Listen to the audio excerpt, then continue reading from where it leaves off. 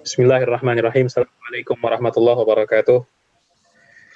Alhamdulillahilladzi anzala sakinah fi qulubil mu'minin liyazdadu imanan ma'a imanihim. Asyhadu an la ilaha illallah wahdahu la syarikalah wa asyhadu anna Muhammadan abduhu wa rasuluhu la nabiyya ba'dah. Allahumma salli wa sallim wa barik ala nabiyyina Muhammadin wa ala alihi wa sahbihi ajma'in, amma ba'd. Puji syukur kehadirat Allah Subhanahu wa taala yang telah memberikan kita nikmat yang luar biasa banyak hingga dengan hari ini, terutama adalah nikmat iman dan nikmat Islam. Tentu juga dibarengi dengan nikmat sehat walafiat dan juga waktu luang sehingga kita bisa kembali berkumpul di hari ini secara daring, secara online untuk kembali melanjutkan apa yang sudah kita rutinkan insya Allah beberapa bulan belakangan ini di setiap Kamis malam, yakni kajian ilmiah. Salawat serta salam semoga senantiasa tercurah kepada junjungan kita Nabi Muhammad sallallahu alaihi wa ala alihi wasallam. Baik, ikhwah sekalian, saudara-saudara, Bapak, Ibu, dan rekan-rekan, pada hari ini kita akan masuk ke kajian tematik. Di mana kita tahu sebelumnya seperti biasanya kita rutinkan mengkaji sebuah kitab, dan kita masih di kajian kitab Ushul Tsalatsah seperti yang sudah kita lanjutkan di minggu kemarin. Pada hari ini kita selingi dulu dengan kajian tematik, dan materi yang kita angkat pada hari ini insya Allah cukup menarik dan cukup kita mengharapkan banyak faedah, yakni pelajaran dari kematian. Suatu hal yang mungkin di beberapa waktu belakangan ini cukup akrab di tengah-tengah masyarakat di sekitar kita. Banyak musibah-musibah yang berujung pada kematian, mulai dari misalnya COVID yang korban jiwanya semakin banyak, kemudian kemarin kita tahu ada pesawat yang baru jatuh di sekitar Jakarta, dan kemudian mungkin hari ini juga kita kehilangan seorang da'i ilallah, Syekh Ali Jaber rahimahullah. Mudah-mudahan Allah Subhanahu wa taala mengampuni rekan-rekan kita yang muslimah yang mendahului kita, diampuni dosa-dosanya dan dirahmati oleh Allah Subhanahu wa taala. Baik, mungkin itu adalah tema yang pada hari ini kita akan kaji. Mungkin sebelum kita mulai, kita juga ingin memohon maaf karena kajian sekarang mulainya agak larut. Kita baru buka jam 8 tadi, karena memang waktu Isya, terutama mungkin di daerah waktu Indonesia Barat itu cukup larut pada hari-hari ini ya. Kita di Jakarta misalnya di 19.33 kira-kira, jam 7:33, sehingga untuk mengakomodir rekan-rekan semuanya yang ingin sholat Isya secara berjamaah terlebih dahulu. Taib, mungkin sebelum kita memulai kajian, sebagaimana biasa kami ingin mengingatkan adab-adab yang seperti biasa. Yang pertama, mungkin audio kepada rekan-rekan sekalian bisa dimatikan saja, di-mute saja, sehingga kita bisa fokus akan materi yang akan Al-Ustadz sampaikan pada hari ini. Yang kedua, video kepada ikhwan, pada laki-laki, silahkan untuk bisa sharing videonya sehingga mungkin kita bisa bertatap muka, sehingga menambah hangatnya forum online ini. Kemudian yang ketiga, usahakan mencatat faedah-faedah yang akan di-sharing oleh Al-Ustadz, dan insya Allah apa yang kita usahakan dengan mencatat mudah-mudahan bisa menjadi asbab memudahkan pemahaman kita dan kemudian nantinya mengamalkan ilmu-ilmu yang akan di-sharing. Kemudian yang berikutnya, kajian ini akan berlangsung kira-kira beserta dengan tanya jawab jam 9++ mungkin ya, karena kita baru mulai jam 8. Tapi bagi rekan-rekan sekalian yang mungkin pada jam 9 malam terutama mungkin ada uzur yang lain dan mungkin harus istirahat dan sebagainya, kita persilahkan untuk meninggalkan forum, tidak ada masalah, sambil nanti kita lihat bagaimana sesi tanya jawabnya berlangsung gitu ya, bagi yang masih tinggal. Baik, kira-kira mungkin itu yang bisa kami sampaikan di awal. Kami serahkan kepada Al-Ustadz Hamdi Al-Bakri hafizahullah ta'ala untuk bisa memulai materinya.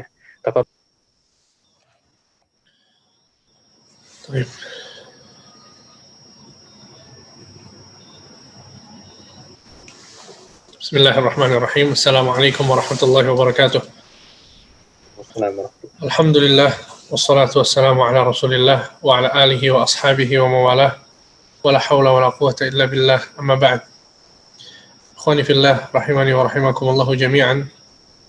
Kita bersyukur kepada Allah Subhanahu wa taala yang telah memberikan kepada kita semua banyak kenikmatan sehingga pada kesempatan kali ini kembali kita bertemu dalam rangka mempelajari ayat-ayat Allah dan hadis-hadis Nabi sallallahu alaihi wasallam.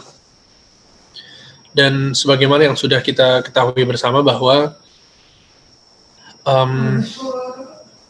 kita pada sebentar.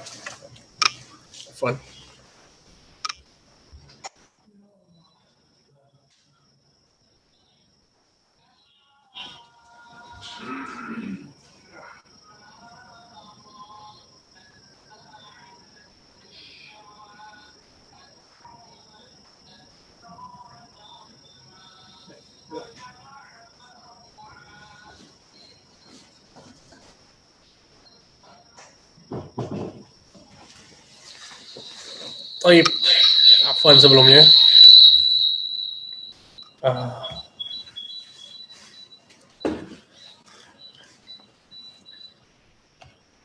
Baik. Sebagaimana yang sudah kita ketahui bersama bahwa pada belakangan ini gitu ya, banyak sekali yang manusia yang wafat begitu ya, kabar-kabar yang menjelaskan tentang ya? Ada feedback sedikit tampaknya. Tes. Ya, ada feedback ya. Afwan sebentar. Mungkin ada 2 speaker.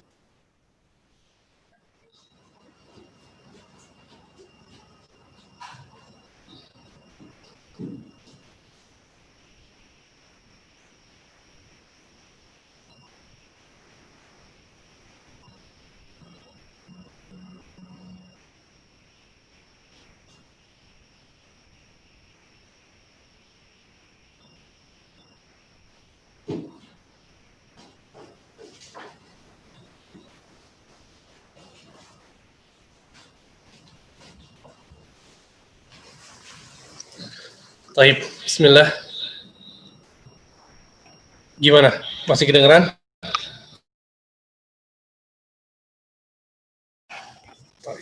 Sebentar.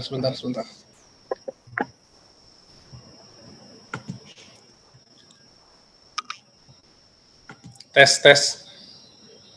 Masih ada? Sedikit kayaknya, Seth. Mungkin ada speaker yang aktif ya?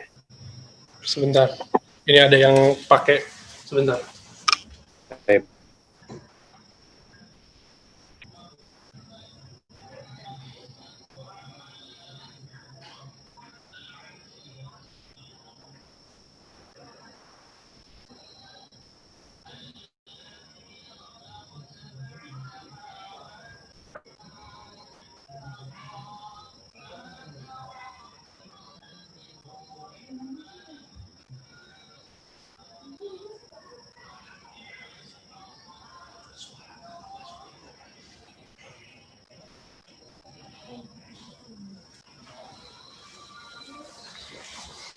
Baik. Bismillah. Masih kedengeran sedikit ya? Aman insyaallah, tapi jauh lebih. Baik, ini ada yang mau nyeting insyaallah. Gak apa, Seth.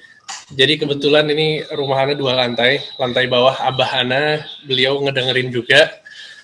Jadi handphone itu harus disetting, tapi beliau nggak bisa nyetingnya. Ini sekarang ada yang turun. Tapi belum bahasa, Seth. Nyeting. Afwan. Dari tadi Ana bolak-balik itu nyetingin handphonenya biar bisa dengar dari bawah maksudnya. Baik, Masya Allah. Allah musta'an. Baik, kita lanjutkan ya. Allah musta'an ya. Jadi kita setiap hari sekarang dengar kabar ada sekian ribu yang kena virus corona, kemudian ada sekian orang yang wafat. Dan begitu seterusnya. Bahkan belakangan ada pesawat yang jatuh kemudian menelan banyak korban. Kemudian dan kabar-kabar yang lain ya, ada seorang ustadz, seorang dai yang wafat. Kemudian subhanallah ada juga seorang ustadz, ya tetangga ana, baru saja tadi jam 6 sore beliau wafat. Dan hampir setiap minggu ya, kawan ana pribadi, hampir setiap minggu selama sebulan atau 2 bulan ini, ada orang yang wafat yang ana kenal. Ana pribadi, subhanallah. Jadi terkadang ini satu momentum yang menyedihkan, akan tapi di sisi lain ini bisa menjadi satu momentum yang berbuah kebaikan untuk kita. Jadi tema kita pada kesempatan kali ini adalah pelajaran dari kematian. Pelajaran dari kematian. Manusia ya ikhwan, mereka hidup dalam 3 kehidupan. Dari satu kehidupan kepada kehidupan yang lain, ini tidak bisa disamakan. Hakikatnya berbeda, maksudnya berbeda, kesenangan yang dia dapatkan dan kesedihan yang dia dapatkan di masing-masing kehidupan ini semuanya berbeda. Sehingga ini satu hal yang penting sekali untuk kita pahami, bahwa manusia itu hidup dalam 3 kehidupan. Kehidupan yang pertama adalah kehidupan dunia. Kehidupan yang kedua adalah kehidupan di alam yang disebut dengan alam barzakh. Kenapa dinamakan alam barzakh? Barzakh dalam bahasa Arab artinya adalah pembatas. Sehingga alam ini membatasi antara alam yang pertama dan alam yang ketiga. Dan alam yang ketiga adalah alam akhirat. Kenapa dinamakan dengan akhirat? Akhirah artinya sesuatu yang paling akhir, yang tidak ada lagi hari setelah hari tersebut. Sehingga ini adalah 3 fase kehidupan yang kita semua pasti menjalankannya. Ya, jadi memahami hal ini sangat penting. Afwan, masih kedengeran nggak? Sudah bagus ya? Aman, Ustaz. Thayyib. Alhamdulillah. Udah. Jazakallah khair. Thayyib. Sehingga ini adalah satu hal yang penting sekali untuk kita pahami. Kita sekarang ya ikhwan masih ada dalam kehidupan yang pertama. Ya, kita masih ada dalam kehidupan yang pertama. Dan kehidupan kita pada kehidupan yang pertama ini terus bergulir, ya, terus bergulir, kita rasakan atau tanpa kita rasakan, kita sadari atau tidak kita sadari. Setiap orang sekarang sedang menuju kepada Allah Subhanahu wa Ta'ala. Ana, antum, ya, semuanya. Orang tua kita, anak-anak kita, tetangga kita, semua manusia sekarang mereka semua sedang berjalan menuju Allah Subhanahu wa Ta'ala. Dalam surat Al-Insyiqaq, Allah Subhanahu wa Ta'ala berfirman, la tarkabunna tabaqan an tabaq. Sungguh kalian akan melewati tingkatan demi tingkatan. Kata para ulama, maksud dari tingkatan demi tingkatan dalam ayat ini adalah dari mulai fase dia seorang bayi, kemudian dia menjadi balita, ya, kemudian terus manusia itu berkembang. Dia menjadi anak kecil, dia menjadi dewasa, ya, sampai dia menjadi tua, sampai kemudian dia wafat dan dibangkitkan oleh Allah. Ini adalah fase kehidupan seseorang. Ya, kehidupan itu terus bergulir. Bahkan dalam surat Al-Insyiqaq ayat 6, Allah Subhanahu wa Ta'ala berfirman, ya ayyuhal insan innaka kadihun ila rabbika kadhan famulaqih. Wahai manusia, sesungguhnya kalian sedang bersusah payah di dunia ini.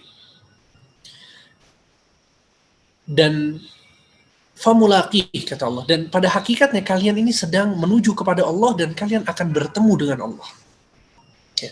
Jadi semuanya, orang yang beramal soleh, orang yang tidak beramal soleh, orang yang bermaksiat, orang yang sedang mencari harta, orang yang sedang mencari ridha Allah, semua manusia itu pada hakikatnya sedang menuju kepada Allah. Bahkan dalam sebuah hadis yang sahih diriwayatkan oleh Imam Muslim, bahwa Nabi SAW bersabda, kullun nasi yaghdu. Setiap manusia keluar di pagi hari, fabai'un nafsahu famu'tiquha aw mubiquha. Setiap orang keluar di pagi hari dengan berbagai macam aktivitas. Di keluar pagi hari ada yang pergi ke sekolah, keluar di pagi hari ada yang sedang mau mencari nafkah, keluar di pagi hari ada yang mau melerai antara 2 orang yang bertikai, Keluar di pagi hari ada yang mau menzalimi orang lain. Keluar di pagi hari ada yang mau merusak hubungan orang. Dan begitu seterusnya. Kata Nabi, semua orang keluar di pagi hari, ada yang fabai'un nafsahu famu'tiquha aw mubiquha. Mereka menjual diri mereka, di antara mereka ada yang menjerumuskan dirinya ke neraka, di antara mereka ada yang membebaskan dirinya dari api neraka. Ya, sehingga kehidupan ini terus bergulir. Ya. Kita sadari atau tanpa kita sadari. Sehingga ya sangat penting sekali bagi kita untuk mempelajari kematian. Sangat penting sekali bagi kita untuk mempelajari kematian. Karena setiap manusia pada hakikatnya, apapun aktivitasnya, dia ujung-ujungnya bakal mati. Dia ujung-ujungnya bakal wafat. Allah Subhanahu wa taala berfirman dalam surat Al-Imran ayat 185, kullu nafsin dha'iqatul maut. Setiap jiwa itu pasti mendapatkan kematian. Kemudian dalam surat Al-Ankabut ayat 57, Allah Subhanahu wa taala berfirman, kullu nafsin dha'iqatul maut, tsumma ilaina turja'un. Setiap jiwa pasti mengalami kematian, kemudian mereka akan kembali kepada kami, kata Allah. Kemudian dalam surat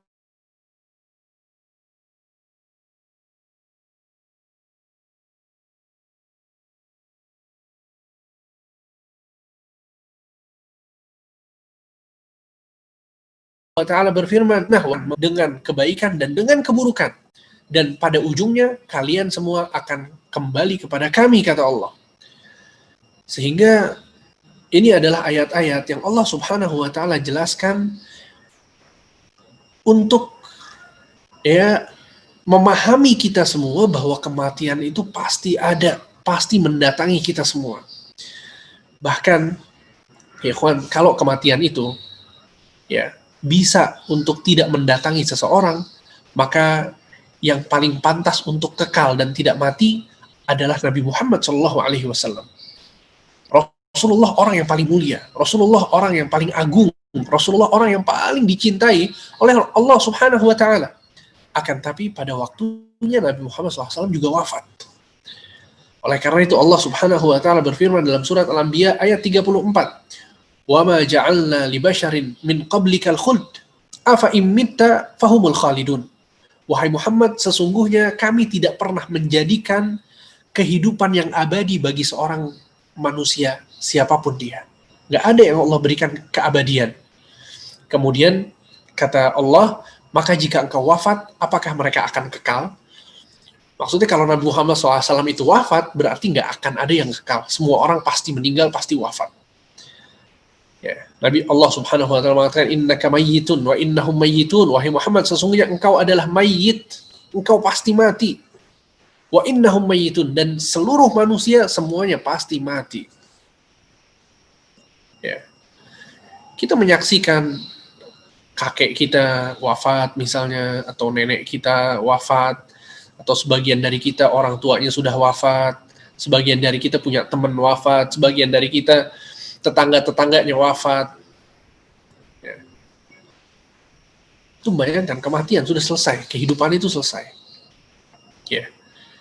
Nggak ada lagi aktivitas, nggak ada lagi ibadah, nggak ada lagi berbuat baik.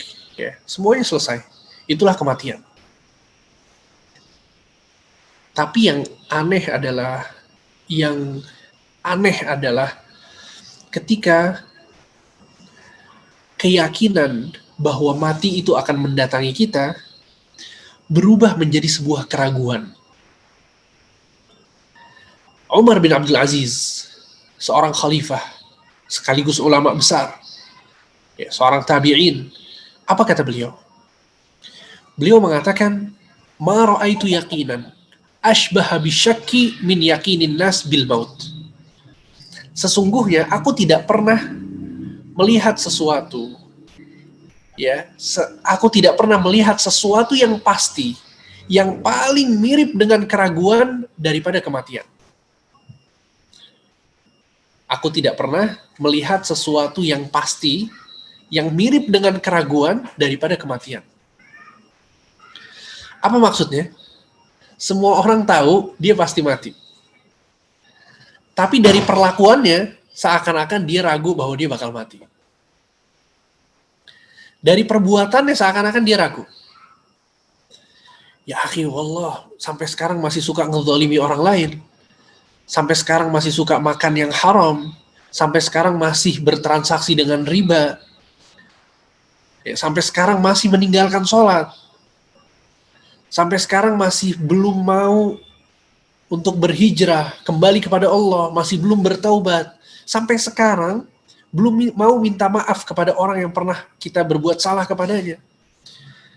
Dia yakin bahwa dia pasti mati. Tapi dari perlakuannya seakan-akan dia bakal abadi. Seakan-akan dia itu ragu bahwa dia bakal mati.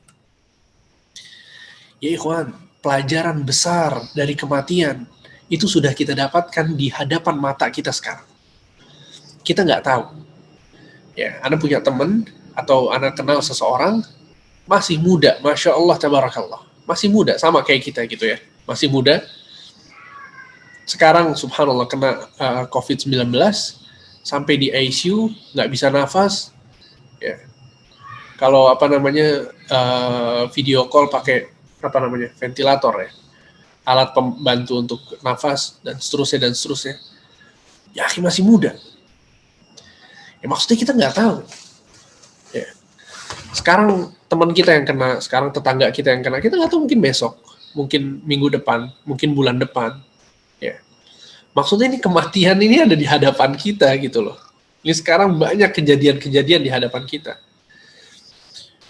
Oleh karena itu, pada kajian kali ini, Ana ingin kita semua mengambil pelajaran dari kematian. Ayo, kita sekarang bareng-bareng merenung, kita ambil pelajaran dari kematian. Ada beberapa pelajaran yang bisa kita ambil dari kematian. Yang pertama adalah, pelajaran pertama dari kematian, bahwa kematian, keyakinan kita tentang kematian, ya, merupakan bentuk dari keimanan kepada hari akhir. Dan rukun iman itu ada 6. Di antaranya adalah iman kepada hari akhir. Kita bukanlah seorang yang beriman. Kita bukanlah seorang muslim jika kita tidak beriman kepada hari akhir. Di antara iman kepada hari akhir yang harus kita imani adalah mengimani tentang kematian itu sendiri. Ya. Oleh karena itu dalam surat Al-Baqarah ayat 4 dan 5, ketika Allah Subhanahu wa taala mensifati orang yang beriman, Allah mengatakan, "Walladzina yu'minuna bima unzila ilaika wa ma unzila min qablika wa bil akhirati hum yuqinun." Mereka adalah orang-orang yang beriman terhadap apa-apa yang diturunkan kepadamu dan apa-apa yang diturunkan kepada nabi-nabi sebelummu, wa bil akhirati hum yuqinun, dan mereka yakin terhadap akhirat. Ini iman kepada hari akhir. Kata Allah, ulaika ala hudam min rabbihim wa ulaika humul muflihun. Mereka adalah orang-orang yang di atas petunjuk Tuhan mereka, mereka adalah orang-orang yang beruntung. Lihat orang-orang yang beriman kepada hari akhir, mereka adalah orang-orang yang beruntung, kata Allah Subhanahu wa taala. Ya, kemudian dalam surat An-Nahl ayat 22, Allah Subhanahu wa taala berfirman, ilahukum ilahu wahid. Sungguhnya Tuhan kalian adalah Tuhan yang esa, yang maha satu. Falladzina la yu'minuna bil akhirah qulubuhum munkirah wa hum mustakbirun. Maka orang-orang yang tidak beriman kepada akhirat, hati mereka mengingkari keesaan Allah dan mereka adalah orang-orang yang sombong. Sehingga pelajaran pertama dari kematian adalah bahwa kematian merupakan bentuk dari iman kepada hari akhir. Kemudian yang kedua, pelajaran yang kedua dari kematian adalah bahwa mengingat kematian, mempelajari kematian merupakan perintah Rasulullah SAW kepada kita. Rasul SAW mengatakan, "Aktsiru dzikra hadzimil ladzat." Perbanyaklah mengingat sang penghancur kematian. Ya, sang penghancur kelezatan. Maksudnya adalah kematian. Sehingga Nabi SAW menganjurkan kaum muslimin untuk senantiasa mengingat tentang kematian itu. Ya. Tayyib. dan Nabi SAW di awal-awal Islam, ya, Nabi SAW melarang para sahabatnya untuk berziarah kubur. Kemudian Nabi SAW mengatakan, kuntu nahaitukum an ziyaratil kubur ala fazuruha fa innaha tudzakirukumul akhirah.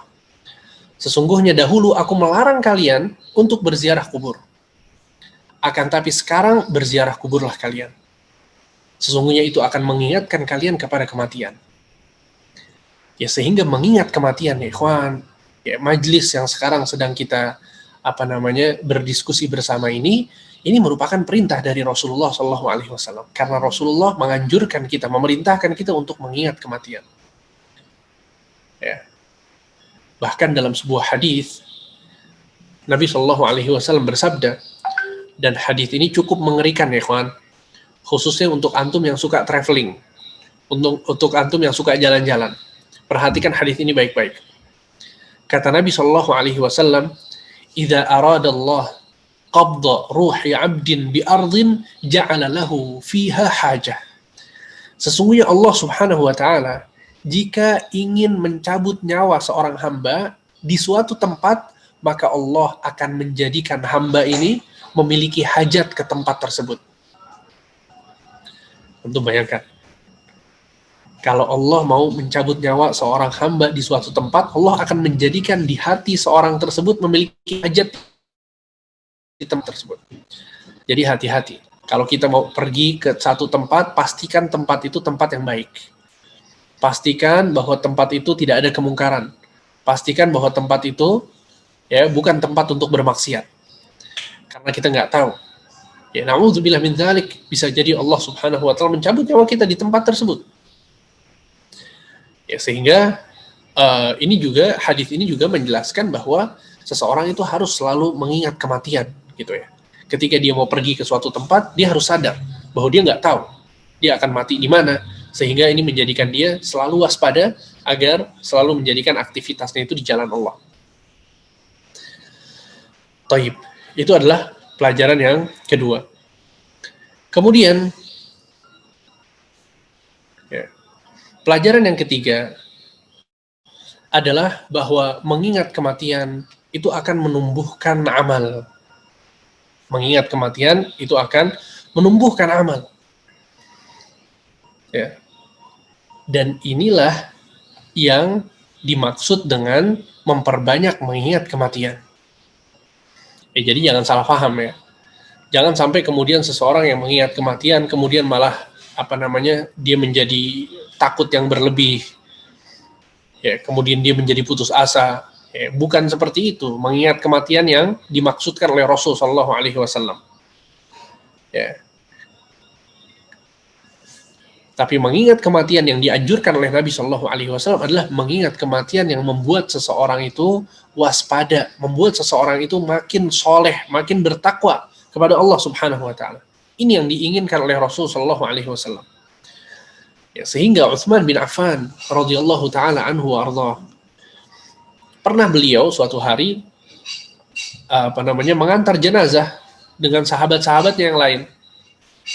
Kemudian ketika beliau mengantar jenazah, ya, melakukan proses dikuburkannya jenazah, maka Utsman bin Affan menangis, ya.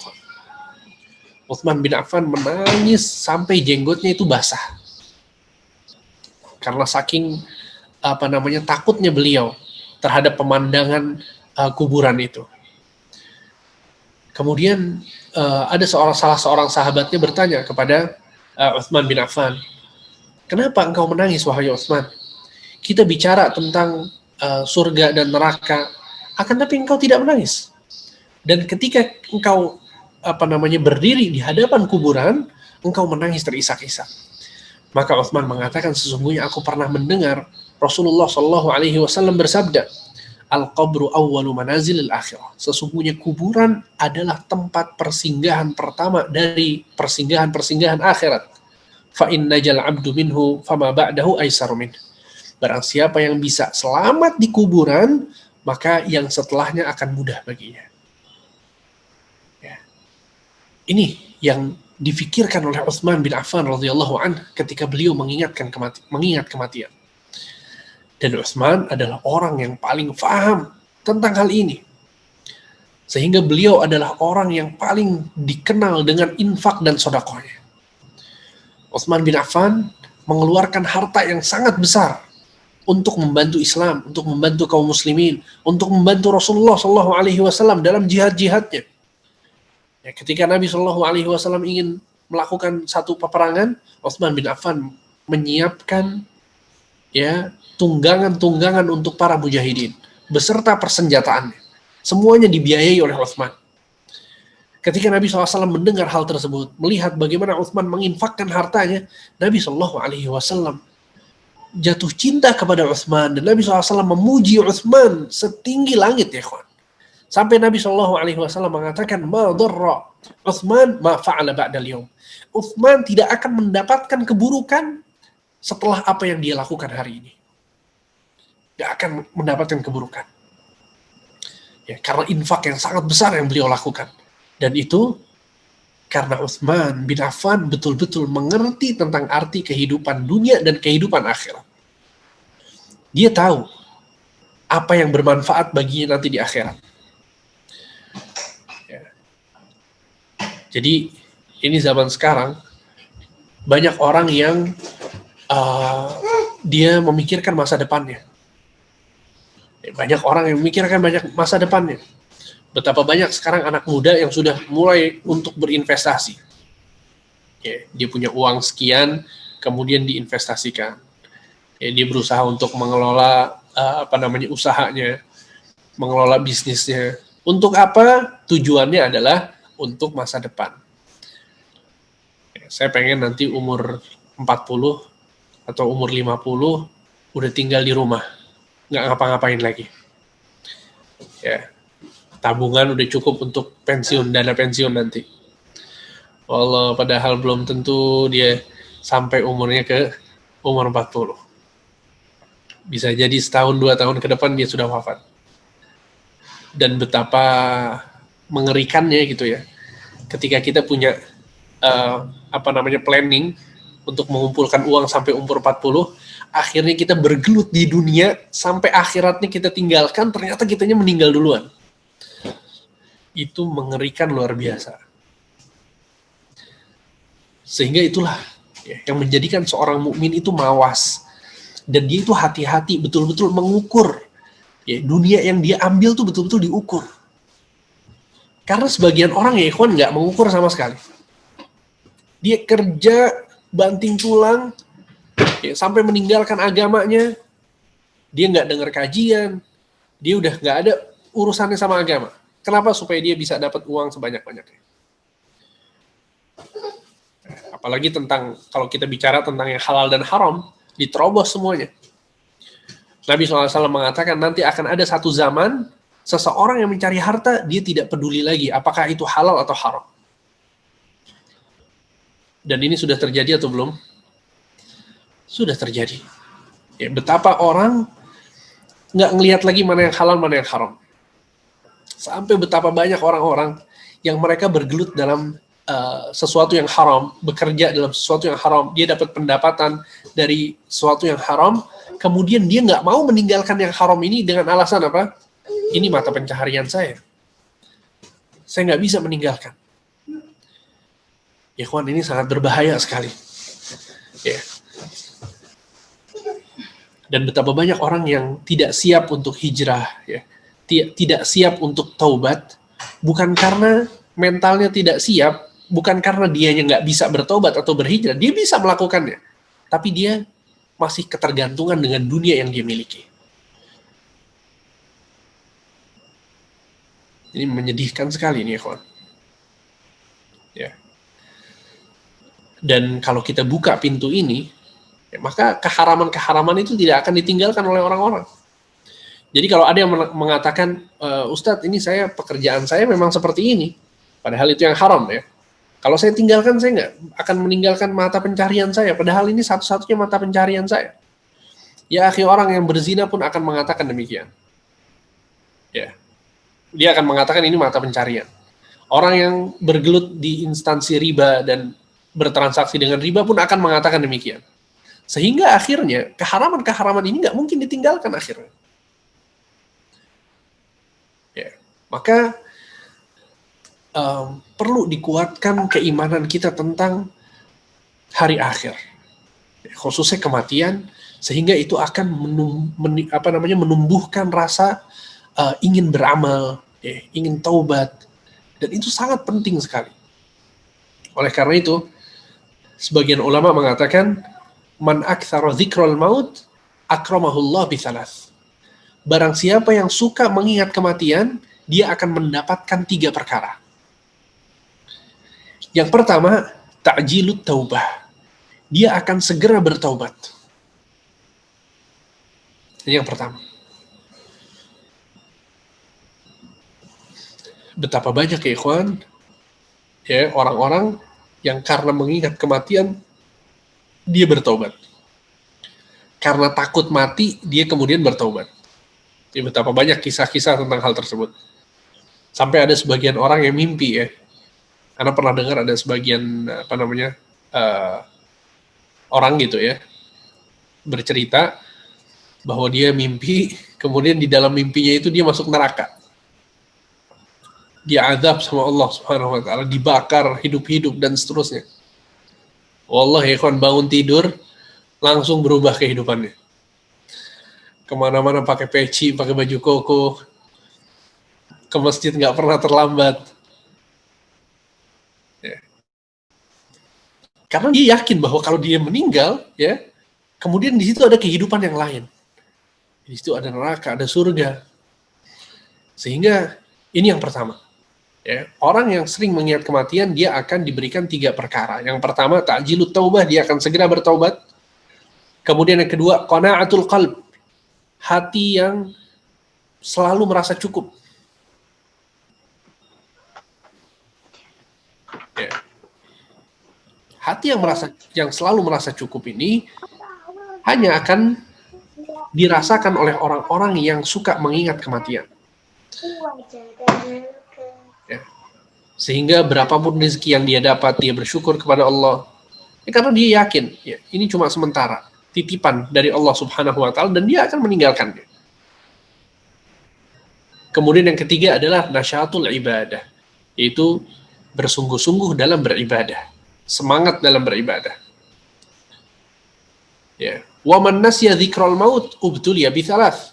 Dan barang siapa yang lupa untuk mengingat kematian, maka dia akan diberikan ujian oleh Allah, diberikan bala oleh Allah berupa 3 perkara. Taswifut taubah, dia akan menunda-nunda taubat. Ya, karena dia nggak ingat kematian. Dia merasa bahwa dia masih bisa hidup besok. Dia merasa bahwa dia masih punya umur sampai 1-2 tahun ke depan. Sehingga akhirnya dia lalai untuk taubat. Dia diundur-undur waktu taubatnya. Wa tarkur ridha. Kemudian nggak ada rasa puas di dalam hatinya. Ambisinya melampaui batas, sebagaimana yang tadi disebutkan. Yang halal, yang haram, semuanya diambil sama dia. Dia nggak lagi peduli mana yang halal, mana yang haram. Ya, nggak ada keridhaan, nggak ada qanaah dalam hatinya, nggak ada rasa cukup dalam hatinya. Karena dia nggak ikat kematian. Dia merasa besok masih hidup, 2 tahun lagi masih hidup. Dia merasa bahwa 10 tahun ke depan, 20 tahun ke depan, dia bisa menikmati hasil jerih payah dia. Sehingga ini akhirnya menjadikan hatinya itu nggak pernah ridho, nggak pernah qanaah, nggak pernah cukup. Kemudian yang ketiga, wattakasul bil ibadah, dan bermalas-malasan dalam beribadah. Ya. Sehingga maksud dari mengingat kematian sekali lagi adalah mengingat kematian yang menjadikan kita itu beramal, yang menjadikan kita itu sadar, yang menjadikan kita itu bertaubat. Itu yang dimaksud dengan mengingat kematian. Ya. Dan kehidupan ini adalah tempat kita untuk beramal. Ya. Nabi SAW mengatakan, "Idza mata ibnu Adam inqata'a amaluhu illa min salas." Kalau seorang anak Adam itu, seorang manusia meninggal, maka amalannya semuanya terputus. Kecuali 3 perkara. Ya, anak yang soleh, sedekah yang terus mengalir, sedekah jariyah, dan ilmu yang bermanfaat. Tapi amalan yang bisa dia amalannya, sholatnya, ibadahnya, itu semuanya terputus. Antum bisa bayangkan ya, betapa seseorang itu punya kesempatan untuk beramal hanya ketika dia masih hidup. Hanya ketika dia masih hidup. Oleh karena itu, Allah Subhanahu wa taala berfirman, "Wa'bud rabbaka hatta ya'tiyakal yaqin." Beribadahlah engkau kepada Allah sampai al-yakin mendatangimu. Apa maksud al-yakin di sini? Al-yakin di sini adalah kematian. Ya. Sehingga para ulama mengatakan bahwa nggak ada batasan untuk ibadah. Ibadah itu batasannya adalah kematian. Kalau sudah mati, baru kemudian dia tidak lagi beribadah. Tapi yang disayangkan adalah sebagian orang salah memahami ayat ini. Sebagian orang ketika membaca ayat ini, beribadahlah engkau kepada Allah sampai al-yakin datang kepadamu, mereka mengatakan al-yakin adalah derajat kewalian seseorang. Jadi kalau dia sudah sampai derajat al-yakin, maka dia nggak perlu lagi ibadah. Dia nggak perlu lagi sholat, dia nggak perlu lagi zakat, dia nggak perlu lagi puasa. Ya. Makanya sebagian orang, naudzubillah min dzalik, ya, meyakini hal tersebut. Kalau ada seorang ustadz yang sudah sangat hebat sekali, ya, dia nggak sholat Jumat pun dibiarkan, nggak masalah. Dia nggak sholat dibiarkan. Kenapa? Dia sudah sampai derajat ma'rifat. Udah nggak perlu lagi sholat. Nah, ini keyakinan yang tidak benar. Ya, Nabi SAW, orang yang paling mulia, orang yang dijamin masuk surga, terus beribadah. Nggak pernah meninggalkan ibadah. Nggak ada istilahnya batasan makom tertentu, kemudian dia boleh meninggalkan ibadah. Nggak ada sama sekali. Oleh karena itu, Ibnu Katsir, rahimahullah, seorang ulama tafsir dari mazhab Syafi'i, beliau ketika menjelaskan ayat ini, apa kata beliau? Kata beliau, ya, wa yustadallu biha ala takhti'ati man dhahaba minal malahidah ila anna al-murad bil yaqin al-ma'rifah. Ayat ini, ya, disalahfahami oleh orang-orang yang menyimpang. Mereka meyakini bahwa al-yakin artinya adalah al-ma'rifah, ya, derajat ma'rifat. Famata wasala ahaduhum ilal ma'rifah saqata anhu taklif indahum. Mereka meyakini, kata Ibnu Katsir, bahwa yang sampai derajat ma'rifat, maka kewajiban-kewajiban itu gugur baginya. Dia nggak perlu lagi ibadah. Wa hadza kufrun wa dhalalun wa jahlun. Sesungguhnya ini adalah sebuah kekufuran. Ini adalah sebuah kesesatan dan ini adalah kebodohan. Ya, Ibnu Katsir nggak main-main nih kata-katanya. Kemudian kata beliau, fa innal anbiya alaihimussalam kanuhum wa ashabuhum a'lamun nas billah wa a'rafuhum bihuquqihi wa sifatihi wa ma yastahiqqu min at-ta'zim wa kanu ma'a hadha a'badun nas wa aktsarun nas ibadatan wa muwadhabatan ala fi'lil khairat ila hinil wafah. Ya, padahal para nabi dan rasul, para sahabat-sahabat Nabi Abu Bakar, Umar, Utsman, ya sahabat-sahabat Nabi, mereka adalah orang yang paling mengetahui tentang Allah, paling mengagungkan Allah, orang yang paling soleh. Tapi ternyata mereka orang yang paling semangat untuk beribadah sampai mereka wafat.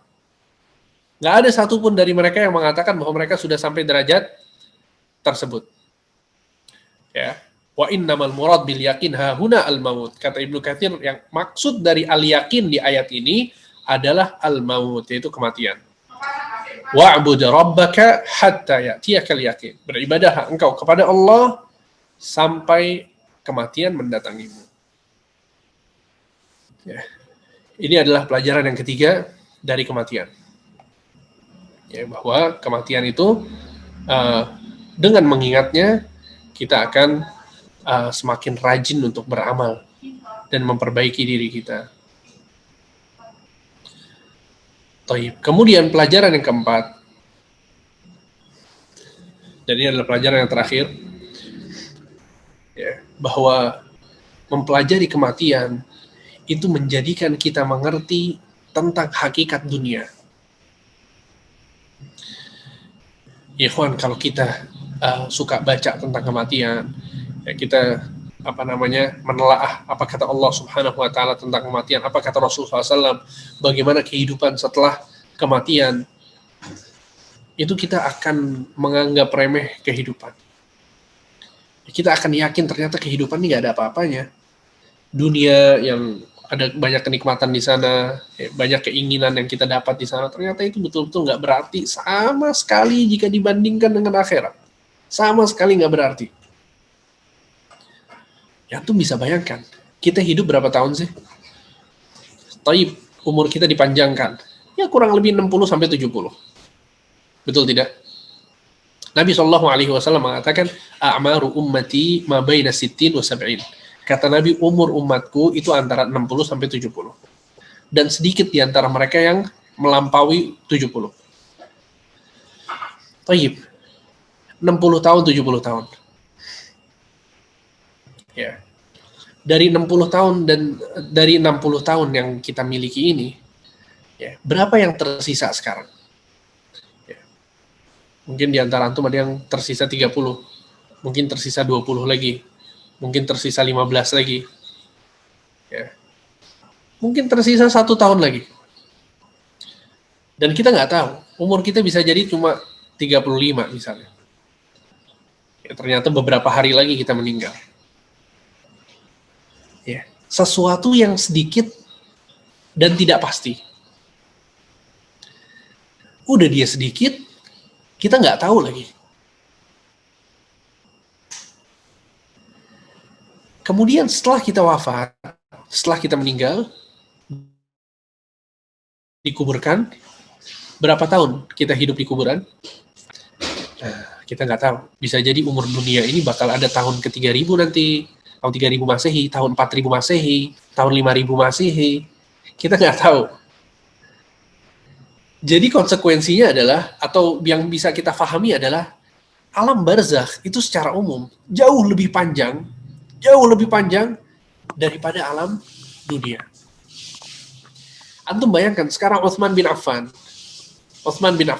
yang tadi kita cerita sedikit tentang Utsman. Beliau itu wafat di tahun 34 Hijriyah atau 35 Hijriyah. Sekarang tahun berapa? 1442 Hijriyah. Berapa tahun yang lalu? 1400 tahun yang lalu Utsman wafat, dan sudah 1400 tahun beliau tinggal di alam barzakh. Itu kira-kira gimana itu masa depan kita nanti di alam barzakh? Apakah kita bakal mendapatkan nikmat kubur, dilapangkan kuburan kita, kemudian kita ditemani dengan amal soleh kita yang pakaiannya putih, bersih, wangi, tampan orangnya, sangat berseri-seri wajahnya, enak diajak ngobrol. Apakah dia yang akan menemani kita nanti di alam barzakh? Atau ternyata sebaliknya, amal keburukan kita, bajunya lusuh, mengeluarkan bau yang sangat busuk, wajahnya sangat menyeramkan, kotor. Dan itu bukan cuma 60-70 tahun, tapi mungkin 2000 tahun, mungkin 10.000 tahun, mungkin jutaan tahun, kita nggak tahu. Sampai kemudian datang hari akhir. Di hari kiamat, lebih parah lagi. Selama-lamanya. Ya, sehingga apakah yang sedikit dan tidak pasti ini kemudian worth it gitu ya, kalau buat kita kejar terus, itu worth it apa enggak gitu kan. Nggak ada harganya ya, Allah nggak ada harganya. Di sini yang membedakan seorang yang beriman dan tidak beriman, orang yang soleh dan tidak soleh. Allah, kalau ada orang berbuat salah, ada orang berbuat salah sama dia, udah deh, maafin. Allah sementara dunia. Kalau kemudian dia ada ada hal duniawi yang sedang dia kejar gitu, dia usahakan, kemudian dia nggak mendapatkan, udahlah, nggak masalah lah, dunia. Itu yang kemudian menjadikan seorang tuh hatinya tenang. Ya nggak terus dipikirin. Ya, dia pengen naik jabatan di kantornya nggak kedapetan. Ya, pengen naik gaji kemudian nggak dapet. Allah mikirnya 3 hari 3 malam nggak bisa tidur. Ya, nggak worth it itu untuk difikirkan seperti itu. Ini dunia. Yang harus difikirkan adalah yang nanti di akhirat, di barzakh, di hari kiamat nanti gimana. Dan ini pembahasan besar ya, kawan. Wallah, pembahasan besar. Ya, sampai para ulama itu menulis ya buku-buku yang menjelaskan tentang perjalanan manusia setelah dia wafat. Dicabut nyawanya, itu perjalanannya seperti apa. Dan itu panjang lebar dijelaskan oleh Allah dalam Al-Quran dan Nabi SAW dalam hadis. Dan ini semuanya perkara gaib. Kita nggak bisa menerka-nerka. Semuanya sudah digariskan oleh Allah dan Rasulnya. Nanti di hari kiamat bakal seperti ini. Ada padang mahsyar, ada mizan, ada timbangan, ya, ada hisab, dihitung amal-amal kebaikan dan keburukan, ada sirat, melewati jembatan, ada surga, ada neraka, kehidupannya seperti kehidupan yang berbeda lagi. Dan dari satu kehidupan dan kehidupan yang lain itu nggak bisa disamakan sama sekali. Dulu atau kita ya, ketika sebelum kita dilahirkan di dunia, kita hidup di dalam perut ibu kita. Taib, ketika kita keluar dari perut ibu kita, ya, kita keluar dari perut sang ibu, apakah kita bisa balik lagi ke perutnya, kemudian untuk hidup di alam di janin seperti dahulu? Nggak mungkin. Ya, itu sudah waktunya kita berpindah ke kehidupan yang lain. Nggak mungkin kita kembali lagi. Begitu juga ketika kita nanti sudah wafat dan pindah dari kehidupan dunia ke alam barzakh. Itu nggak mungkin bisa balik lagi. Kehidupannya sudah beda, sudah. Ya. Kemudian dari alam barzakh ke alam akhirat, yaitu berpindah lagi. Ya, hakikatnya berbeda. Ya. Yang dirasakan juga berbeda. Kenikmatannya itu berbeda dari alam yang sebelumnya. Azabnya juga berbeda dari alam yang sebelumnya. Sehingga dari satu kehidupan dengan kehidupan yang lain itu berbeda. Ya. Sehingga orang yang mempelajari tentang kematian, dia bakal mengerti betul tentang hakikat dunia. Dia pasti mengerti betul tentang hakikat dunia. Oleh karena itu dalam satu kisah disebutkan, ya, dan ini tersebar di beberapa buku tafsir dan buku kisah-kisah para nabi, kisah buku-buku sejarah, ya, bahwa Nabi Nuh alaihissalam, beliau berdakwah kepada kaumnya itu 900 tahun. Ya, disebutkan bahwa beliau diangkat menjadi nabi itu ketika umurnya 300. Jadi umur beliau sekitar 1200 tahun. Antum bayangkan. Nah, di zaman Nabi Nuh pernah melewati satu kuburan, kemudian ada seorang ibu yang menangis. Kemudian ditanya oleh Nabi Nuh, ya, kenapa engkau menangis? Kata ibu ini, sesungguhnya anakku meninggal dalam usia yang masih muda. Kata Nabi Nuh, berapa umurnya? Umurnya 200 tahun. Bayangkan, dia masih muda, umurnya 200 tahun. Al-Muhim, kata Nabi Nuh, engkau jangan bersedih. Sesungguhnya nanti akan ada akan ada kaum orang-orang yang umur mereka itu antara 60 sampai 70 tahun. Itu umur mereka itu yang sudah tua itu 70 tahun. Umur mereka cuma itu.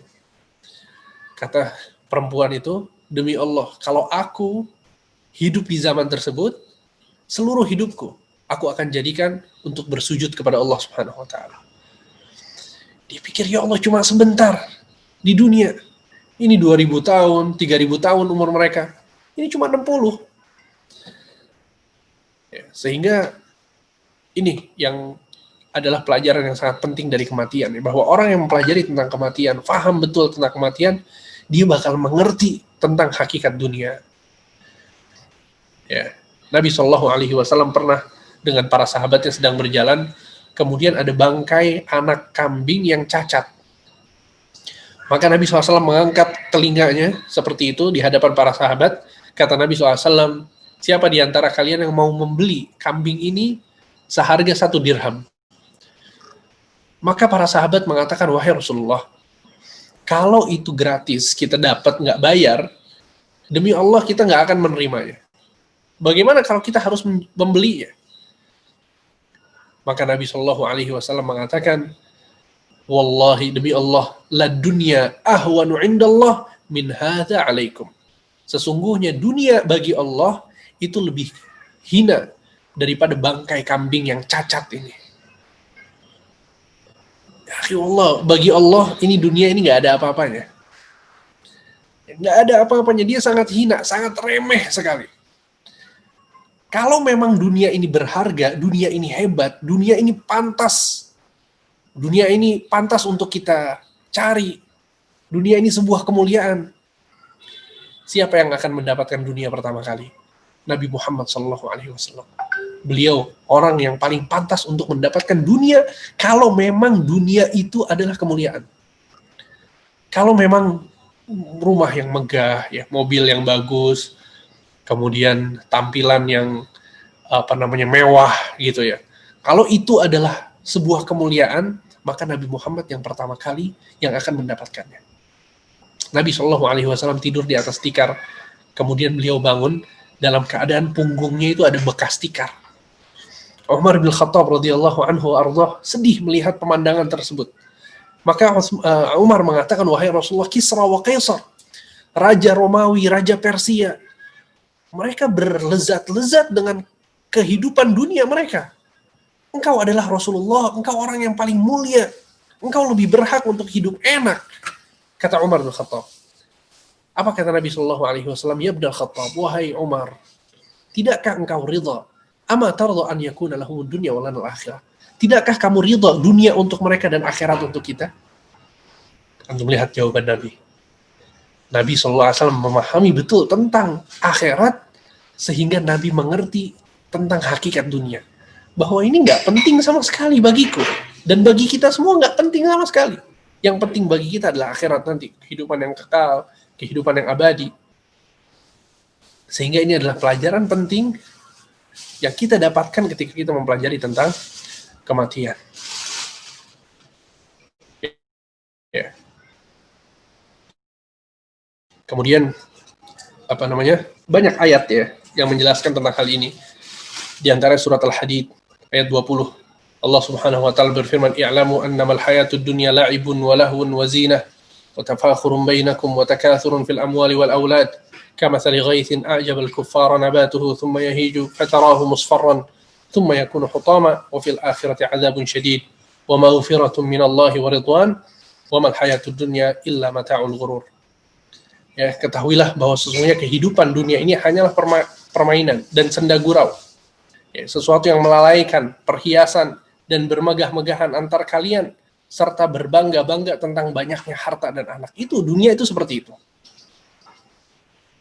Kata Allah, seperti hujan yang menyirami tanaman, kemudian menjadikan petani itu menjadi bahagia. Ya, hujan yang menyirami tanaman, kemudian tanaman itu menjadi tumbuh gitu ya. Kemudian tanaman itu menjadi kering. Dan kalian melihat warna kuning itu kemudian menjadi hancur. Jadi hujan turun, tanaman itu tumbuh, lama-lama dia menjadi kuning, ya kering, dan hancur. Ya, itu hakikat dunia itu seperti itu. Memang terlihatnya bagus, tapi itu betul-betul hanya sementara saja gitu ya. Kita lihat sekarang bagus, nanti mungkin ketika kita meninggal kita udah nggak lagi memanfaatkan dunia tersebut. Wa fil akhirati 'adzabun syadid, dan di akhirat nanti ada azab yang keras. Wa maghfiratun minallahi wa ridwan, dan ada ampunan serta keridhaan dari Allah. Lihat, di akhirat ada azab dan ada ampunan dan keridhaan Allah. Wa mal hayatud dunya illa mata'ul ghurur, dan sesungguhnya kehidupan dunia ini tidak lain hanyalah kesenangan yang menipu. Ya. Dan Nabi SAW mengatakan, "Lau kanatid dunya ta'dilu 'indallahi janaha ba'udah, ma saqa kafiran minha syurbata ma." Kalau dunia ini harganya itu seperti, nilainya itu seperti sayap nyamuk, maka sungguh Allah tidak akan memberikan orang kafir seteguk air pun. Antum lihat, ini hadis ini dahsyat ya kawan. Kata Nabi, kalau dunia itu senilai sayap nyamuk, Allah tidak akan memberikan minum kepada orang kafir. Ternyata dunia ini lebih hina, lebih rendah, lebih murah nilainya daripada sayap nyamuk. Sehingga Allah berikan kepada orang kafir, nggak masalah. Karena dia nggak ada harganya bagi Allah Subhanahu wa ta'ala. Ya. Dan para ulama menjelaskan ya kawan, bahwa di dalam Al-Quran itu nggak ada pujian sama sekali tentang dunia. Nggak ada. Akan tapi itu bukan berarti dunia itu semuanya tercela, tidak. Ya. Di dunia kita beribadah kepada Allah. Di dunia kita bertemu orang-orang soleh. Di dunia ada para nabi, ada para rasul. Di dunia ada pembicaraan-pembicaraan ilmu seperti ini. Ya, mudah-mudahan Allah Subhanahu wa ta'ala meridhai kita semua. Di dunia ada membaca Al-Quran, di dunia ada saling tolong-menolong, di dunia ada kegiatan-kegiatan sosial, di dunia ada memberikan makan kepada orang. Maka hal-hal duniawi yang kita lihat di dunia ini adalah sebuah kebaikan. Ya. Dan harta, jika dipakai untuk sesuatu yang halal, yang thayyib, apalagi untuk kebaikan, maka itu menjadi kebaikan.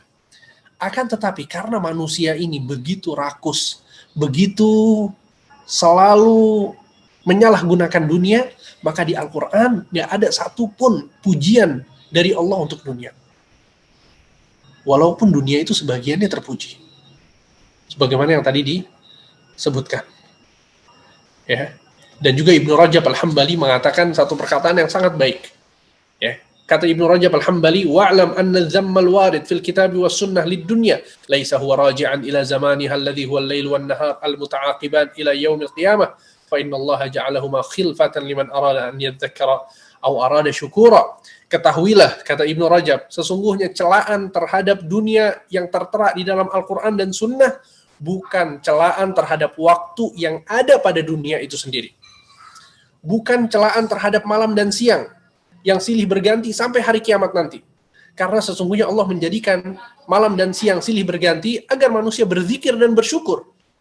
Ya, malam dan siang yang ada di dunia ini itu merupakan tempat dan waktu untuk kita beribadah kepada Allah Subhanahu wa taala. Kemudian kata Ibnu Rajab, "Walaysa dhammu raji'an ila makani dunya alladhi huwa al-ard allati ja'alaha Allah li bani Adam mihadan wa sakana." Ya, dan celaan-celaan itu di dalam Al-Quran dan Sunnah bukan juga Allah tujukan kepada tempat-tempat yang menjadi tempat tinggalnya anak-anak Adam. Ya, bukan. Wala ila ma auda Allahu fiha minal jibal wal bihar wal anhar wal ma'adin.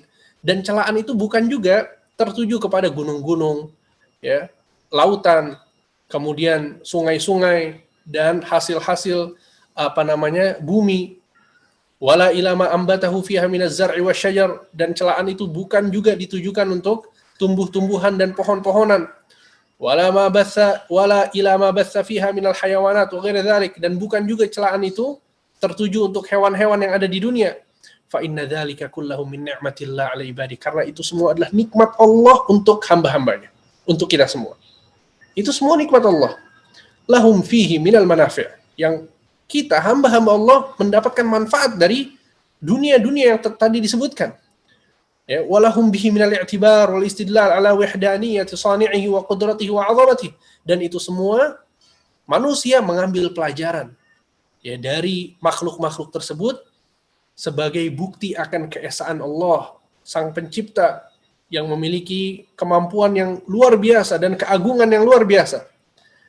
Ini yang harus digarisbawahi. Kemudian kata Ibnu Rajab, wa innama dzammu raji'un ila af'ali bani Adam al-waqi'ah fid dunya. Akan tapi celaan terhadap dunia dalam Al-Quran dan Sunnah itu tertuju kepada perbuatan dan sikap manusia terhadap dunia itu sendiri. Sikap mereka seperti apa? Itu yang tercela. Lianna ghalibaha waqi'un ala ghairil wajhi alladhi tuhmad 'aqibatuh. Karena kebanyakan sikap manusia adalah cenderung tidak terpuji, bahkan memiliki akibat yang berbahaya. Ya, bal yaqa'u ma tadur 'aqibatuhu wa la tanfa', dan tidak mendatangkan manfaat sama sekali. Ya. Jadi antum setelah dengar kajian ini jangan kemudian Masya Allah ya, uang antum dilepas-lepaskan, kemudian kerjaan antum resign, antum mau ibadah. Jangan juga ya. Hati-hati, jangan salah paham antum. Habis dengerin kajian tentang kematian terus nggak mau kerja besok. Tetap kerja walaupun WFH ya. Jadi maksudnya adalah sikap kita seperti apa, itu yang harus dipelajari. Ya, jangan lebay ke dunia, jangan terlalu berlebihan. Ya, tetap belajar, tetap membaca Al-Quran. Lihat penjelasan Ibnu Rajab tadi, seluruh yang ada di dunia ini ternyata nikmat Allah yang diberikan kepada kita. Yang tercela adalah sikap kita terhadap nikmat-nikmat tersebut. Apa yang kita lakukan? Kalau kita mau mengambilnya dengan cara yang haram, itu yang tercela. Kalau kita kemudian berlebihan sehingga melalaikan ibadah-ibadah, itu yang tercela. Maka celaan-celaan dalam Al-Quran dan Sunnah itu kembali kepada sikap manusia itu sendiri. Ya. Taib, ya mungkin hanya itu yang bisa disampaikan. Semoga apa yang disampaikan bisa bermanfaat bagi kita semua. Wassalamualaikum warahmatullahi wabarakatuh wa ala alihi wa sahbihi ajma'in. Jika ada yang mau bertanya, persilahkan. Baik, jazakallahu khairan Ustaz atas penjelasannya. Masya Allah, banyak sekali faedah yang kita bisa petik ya. Mudah-mudahan bisa kita bisa memetik manfaat dan juga mengamalkan dalam kehidupan sehari-hari. Baik, sebelum kita masuk ke sesi tanya jawab, ini ada beberapa informasi penting yang sudah Anda taruh di kolom chat. Mungkin Anda bacakan sedikit. Yang pertama, kajian online ini untuk umum, jadi silahkan bagi antum yang minggu depan insya Allah kita akan mengaji lagi di waktu yang sama, kemudian mau mengajak kerabat dan sebagainya, dipersilahkan. Silahkan disebarkan juga seluas-luasnya, mudah-mudahan bisa menjadi amal jariah buat kita semua. Yang kedua, di kolom chat ada survei form yang digunakan buat kami untuk mendata sehingga bisa memudahkan kita untuk menyebarkan informasi terkait dengan kajian TI 2006 Mengaji. Kemudian yang ketiga ada YouTube juga, kita punya YouTube channel kajian TI 2006 Mengaji, silahkan bisa disimak di sana untuk kajian-kajian yang telah lalu. Kemudian silabus materi kitab yang sedang kita bahas dalam kajian rutin biasanya yaitu Ushul Tsalatsah, itu bisa dilihat di link yang sudah diberikan. Tapi kita bisa masuk ke sesi tanya jawab dan mengingatkan sekali lagi kepada rekan-rekan, ini sudah jam 9, bagi rekan-rekan yang mungkin ada uzur dan sebagainya dipersilahkan untuk bisa meninggalkan ruang kajian, ruang online kajian. Ini ada cukup banyak pertanyaan Ustaz di kolom chat, setidaknya ada 7 sejauh ini. Nah, antum bagaimana Ustaz? Waktunya ini banyak yang... Coba kita duduk sampai sekitar jam 9:30 lah ya, 21.30 ya. Taib, jazakallah khair. Taib, kita masuk ke pertanyaan kolom chat dulu. Nanti mungkin Ana akan bergantian dengan pertanyaan langsung ya. Jadi mohon bersabar semuanya. Yang pertama, pertanyaan pertama. Assalamualaikum Ustaz, barakallahu fiik. Sejauh mana kita boleh mengejar dunia, namun dengan batasan sehingga kita juga seakan-akan tidak mengutamakan dunia? Syukran Ustaz. Mengejar dunia semaksimal mungkin tanpa meninggalkan yang diwajibkan oleh Allah kepada kita, dengan memperhatikan halal dan haram dan memperhatikan kegiatan-kegiatan kita dalam beribadah kepada Allah Subhanahu wa taala. Ya. Itu adalah batasannya seperti itu. Nabi SAW mengatakan, jika di tangan salah seorang dari kalian ada biji, sedangkan hari kiamat itu sudah datang, maka tanam biji itu. Nabi SAW masih memerintahkan kita untuk menanam biji tersebut. Ini adalah pesan dari Nabi SAW agar kita giat dalam beramal, dalam melakukan aktivitas dunia. Ya, nggak masalah. Jadi orang yang profesional, ya antum giat dalam bekerja nggak masalah. Tapi jangan kemudian kerjanya itu dari jam 7, Masya Allah, keluar dari rumah, siang nggak istirahat, pulang ke rumah itu jam 7 atau jam 8 malam. Sehingga antum nggak ada waktu untuk baca Al-Quran, antum nggak ada waktu untuk zikir pagi sore, antum nggak ada waktu untuk di masjid itu duduk, nggak ada waktu untuk baca buku, nggak ada waktu untuk ikut kajian. Ini yang seperti ini berarti berlebihan. Tapi kalau antum bekerja, antum masih sempat untuk belajar agama, antum masih sempat untuk berzikir kepada Allah, antum masih punya waktu untuk membaca Al-Quran, sholat 5 waktu. Ya, semoga ini tidak dikatakan berlebihan. Al-muhim intinya adalah silahkan antum semangat mungkin, semaksimal mungkin, akan tapi tanpa tadi melalaikan kewajiban-kewajiban, ya, dan juga tanpa melalaikan kewajiban-kewajiban, dan juga memperhatikan tentang halal dan haramnya dunia yang sedang kita kejar. Ya, karena pada ujungnya yang sedang kita kejar ya dari dunia itu harus dari sesuatu yang halal. Dan juga satu hadis yang bisa menenangkan hati kita adalah ketika Nabi SAW mengatakan, Inna ruhal qudus nafasa fi raw'i annahu lan tamuta nafsun hatta tastakmila rizqah wattaqullah wa ajmilu fit talab. Kata Nabi SAW, sesungguhnya Jibril mewahyukan kepadaku bahwa tidaklah seorang manusia akan mati kecuali dalam keadaan rizkinya sudah terpenuhi. Seseorang tidak akan mati kecuali dalam keadaan rizkinya terpenuhi. Kata Nabi, maka bertakwalah kepada Allah dan perbaiki cara kalian dalam mengais rizki. Jadi kita tuh nggak butuh yang haram. Antum jangan ragu-ragu. Ketika ada sesuatu yang haram, antum tolak. Ya, tinggalkan. Kenapa? Karena kalau itu adalah porsi rizki antum, nanti akan datang dari tempat yang lain. Karena antum nggak mungkin mati kecuali dalam keadaan rizki antum terpenuhi. Nggak mungkin mati. Jadi yang haram antum udah tinggalkan aja udah. Tenang aja. Karena porsi rizki antum nggak bakal berkurang. Kalau porsi rizki antum adalah aset antum itu bakal punya aset sebesar 2 miliar, maka 2 miliar itu bakal datang ke antum sebelum antum mati. Tenang aja. Ya. Jadi kalau sekarang antum baru dapetnya 1,2 M, 1,5 M misalnya. 500 juta lagi bakal datang. Kalau kemudian ada 500 juta dari yang haram, antum tolak aja, tenang. Nanti bakal ada yang halal, dapat 500 juta. Itu kalau porsi antum 2 M ya. Kita nggak tahu kan. Cuman intinya adalah bahwa jangan ragu untuk menolak yang haram, karena porsi rezeki kita bakal terpenuhi sebelum kita mati. Wallahu a'lam. Baik, jazakallahu khairan. Kepada penanya langsung mungkin sabar dulu ya. Ini kita coba satu pertanyaan lagi dari kolom chat karena cukup banyak. Pertanyaan berikutnya ini Anda coba pilih juga. Assalamualaikum Ustaz. Kalau dunia itu menurut Allah rendah sekali, seremeh sayap nyamuk sebagaimana hadis yang tadi, mengapa kita tidak hanya diperintahkan Allah untuk mengejar akhirat saja? Mengapa kita diperintahkan untuk menyeimbangkan antara dunia dan akhirat? Baik. Sebetulnya Allah Subhanahu wa taala tidak memerintahkan kita untuk menyeimbangkan.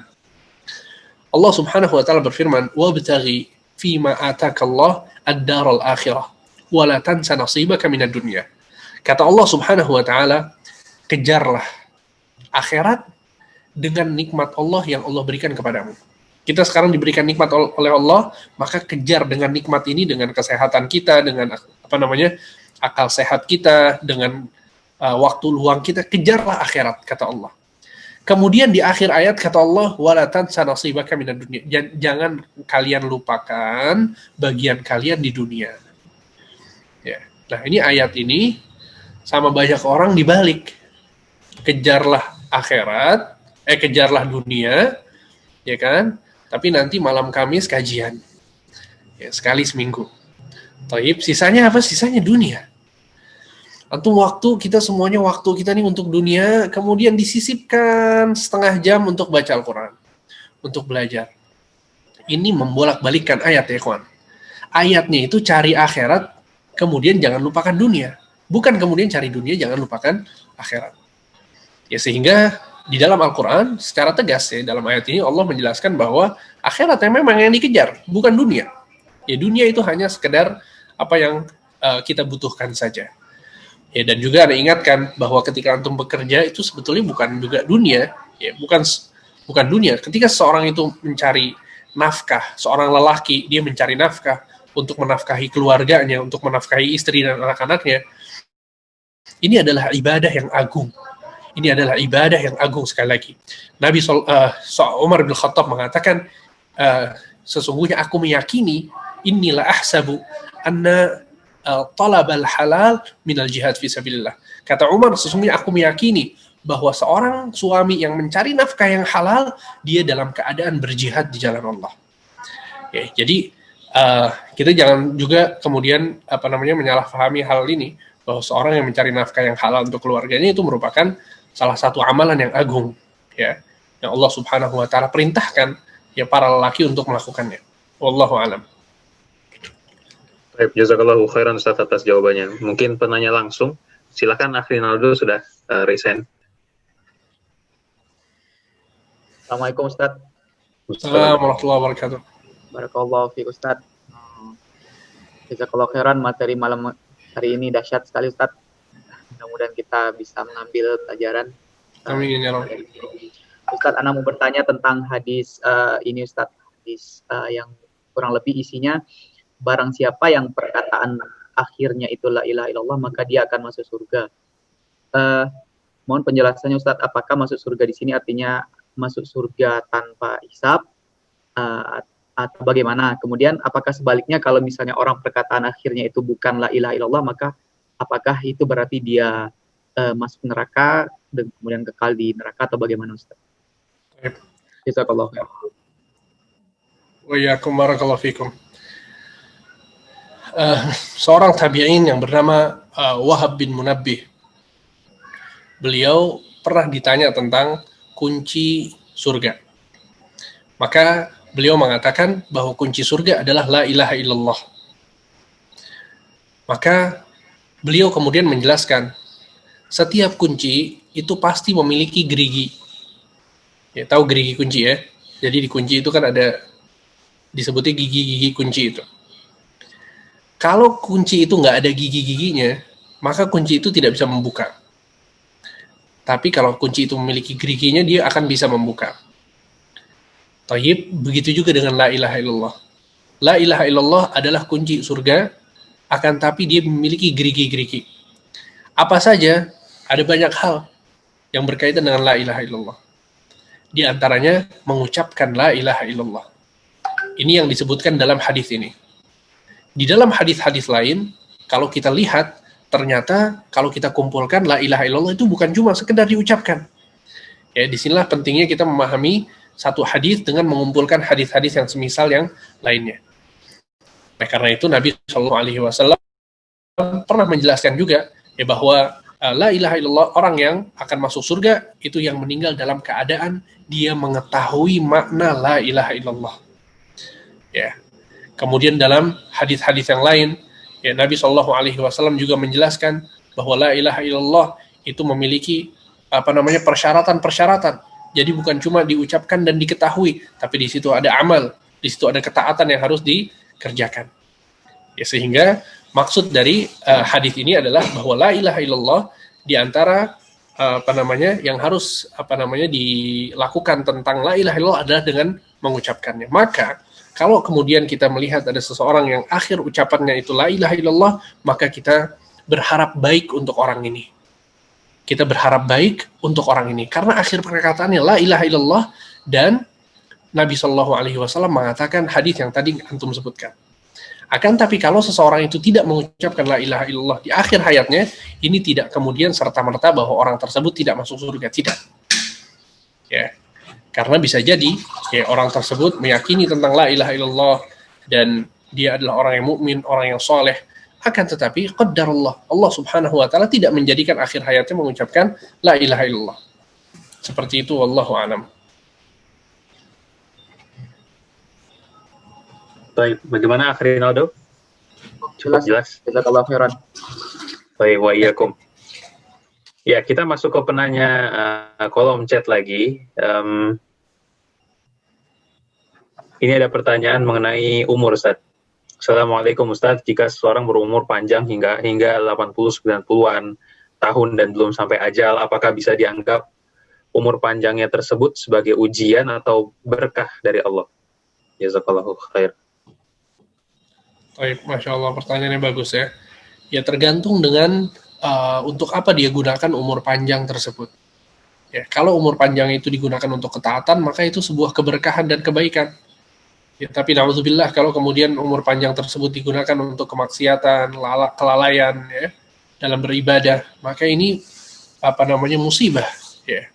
Dia mengisi hari-harinya itu dengan keburukan dalam umur yang panjang. Ya, na'udzubillah min dzalik. Sehingga umur itu adalah tempat atau waktu untuk kita beramal. Ya, tergantung. Kalau diisi dengan ketaatan, maka itu adalah sebuah kenikmatan besar. Ya, akan tapi kalau digunakan untuk kemaksiatan, maka itu adalah musibah dan bala untuk orang tersebut. Wallahu a'lam. Jazakallahu khairan, Ustaz, atas jawabannya. Pertanyaan berikutnya masih dari kolom chat. Assalamualaikum, Ustaz.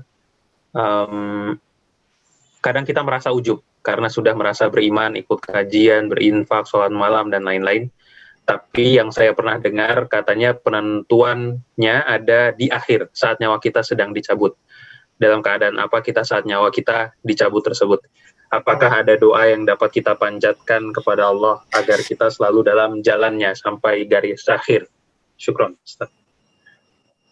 Wallah ikhwan, ini yang kita semua takutkan. Ini yang kita semua takutkan. Kita sekarang kajian, kita bahas kebaikan-kebaikan. Wallah kita nggak tahu. Kita nggak tahu akhir hayat kita seperti apa. Dan ujub itu menghancurkan diri seseorang. Jangan pernah ada ujub di hati antum. Wallahi ini nasihat. Buat ana dan buat antum semua. Mau sesoleh apa antum, mau antum sehebat apa, udah sedekah, udah sholat malam, jangan pernah ujub. Ujub ciri-cirinya apa? Ujub ciri-cirinya itu suka merendahkan orang lain. Walaupun tidak dengan perkataan, tapi ada apa yang ada di hatinya. Jadi dia nganggap orang lain, oh ini si orang belum pernah ikut kajian nih. Oh ini si orang seperti ini. Oh ini si orang seperti ini. Nah itu biasanya ujub. Dan ujub ini terkadang lebih parah daripada riya. Kalau riya, itu antum perlu objek yang melihat antum. Jadi antum sholat, dilihat sama orang.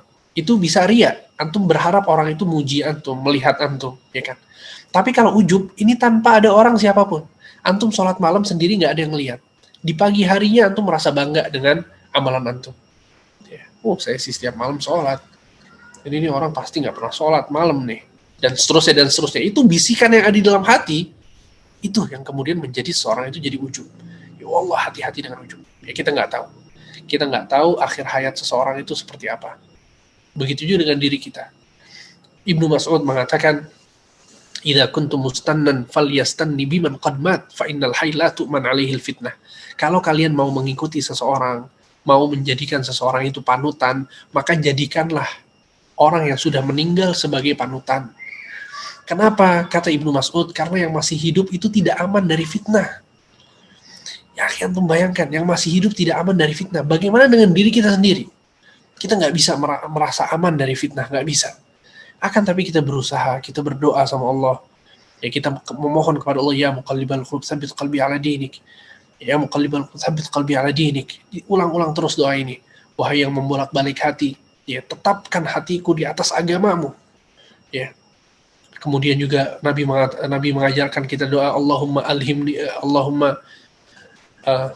alhimni rushdi waqini syarra nafsi. Ya Allah, berikan kepadaku petunjuk dan jauhkan dariku keburukan-keburukan diriku. Mungkin di dalam diri kita ada ujub, kita minta dijauhkan dari Allah Subhanahu wa taala. Ya, banyak-banyak berdoa. Banyak-banyak berdoa kepada Allah, mohon kepada Allah angkat tangan supaya kita dimatikan dalam keadaan husnul khatimah. Ya, ada kisah yang mengerikan juga ya, yang ingin Anda sampaikan, semoga ini menjadi bahan evaluasi kita kalau kita suka ikut kajian, kita suka beramal soleh.